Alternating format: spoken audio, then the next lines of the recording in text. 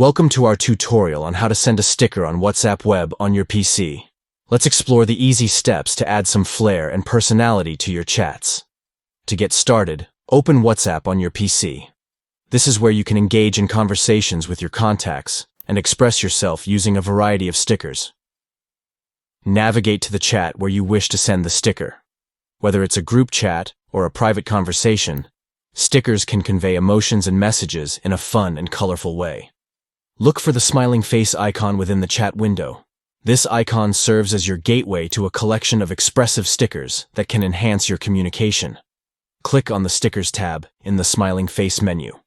Here, you'll discover a wide range of sticker options, including cute characters, funny expressions, and more. Scroll through the sticker collection to find the one that resonates with your message or mood. Once you've selected the perfect sticker, click on it to send it in the chat.